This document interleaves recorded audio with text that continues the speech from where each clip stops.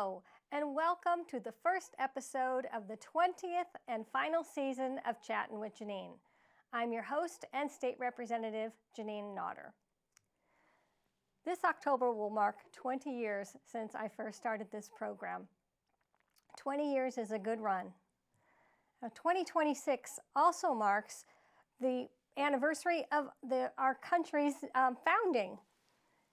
To commemorate the occasion, the American Legislative Exchange Council selected one elected official from the 13 original colonies to create a video to commemorate the 250th anniversary.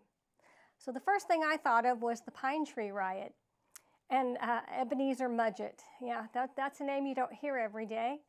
There's an award that's given out every year by Americans for Prosperity, and it's named after Ebenezer Mudgett. So I've received several of those awards. A couple of times I got the John Stark Award.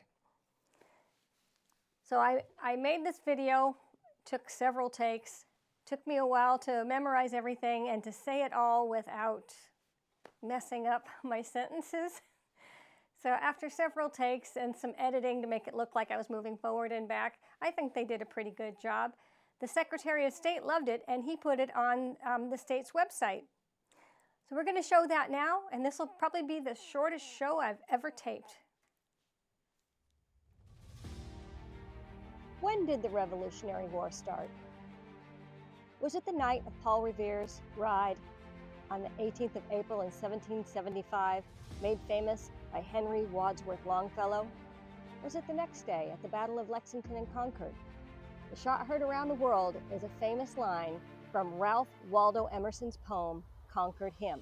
Of course, later it was animated for Schoolhouse Rock, and that's how I found out about it. The folks in New Hampshire have their own take on when the Revolution started.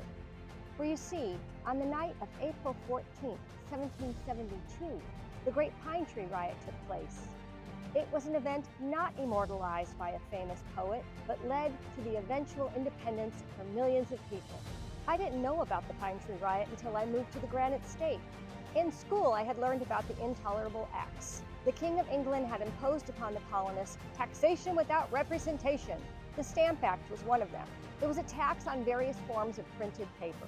The Stamp Act was felt in the densely populated areas like Boston, where the news was printed on the paper that was then taxed. But in the rural areas, the colonists could go for months without ever seeing any printed news. Places like Weare, New Hampshire. That's the name of the town. Weare, like who's on first, W-E-A-R-E, Weare. King George III included a pine tree law when he granted the town charter in 1764. It stated that the largest pines to be reserved for the Royal Navy so they could use them for masts for their ships. Any tree standing 150 feet to 240 feet and 24 inches wide were marked with a symbol called the King's Broad Arrow. The wider the tree, the higher the fine, and if you didn't pay the fine, you faced prison. A wealthy merchant named Ebenezer Mudgett and his wife Marion settled in Weare in 1765. By 1772, they had 8 children. That's a lot of kids. I only had 6.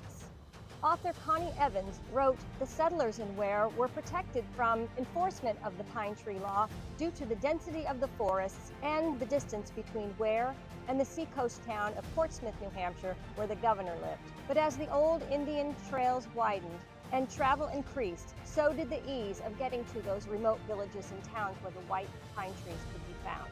The Stamp Act may not have been a big issue for the people in the small villages, but the Pine Tree Law hit them in their livelihood. The sawmills would have less business. Newcomers would have a harder time building their homes with only small trees available. Ebenezer Mudgett wouldn't have been able to sell his best timber to the shipbuilders. He still had his liquor business, but his instincts told him that more demands would be forthcoming that would eventually affect his children when they grew up. May the crown be damned! Ebenezer was determined to stop the confiscation of the trees. Alas, he had already been caught removing the King's Broad Arrow from the trees on his property, and some of the big trees he had already cut down. He gathered up the townsfolk, and they launched an attack. Sheriff Benjamin Whiting and his deputy John Quigley were caught unawares in Weare on the night of April 14, 1772. Ebenezer and the townsmen yanked them from their beds and proceeded to thrash them.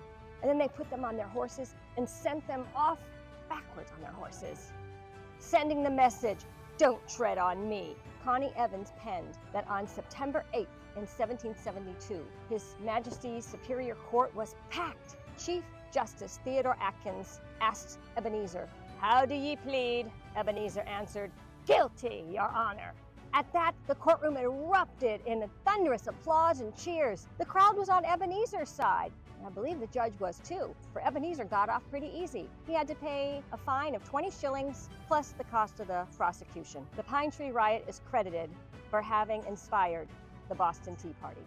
Whenever I find myself in a historic building, I always look down at the floor to see if I can spot any of those wide boards that were supposed to be reserved for the king and were illegally installed, no doubt, in defiance of the Pine Tree Law. I haven't pondered a different take on the midnight ride of Paul Revere, but I do wonder if Ralph Waldo Emerson had lived in Concord, New Hampshire instead of Concord, Massachusetts.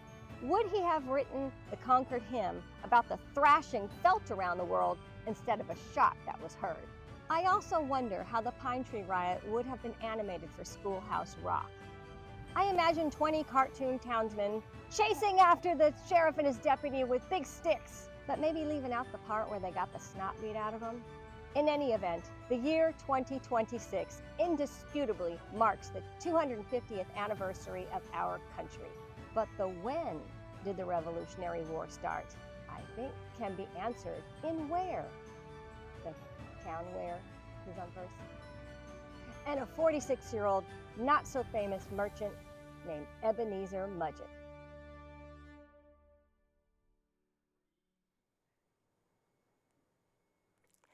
I hope you liked my video. I love history, I love our country, and I love Merrimack. So God bless America, God bless Merrimack, and God bless you, the viewers. Thank you.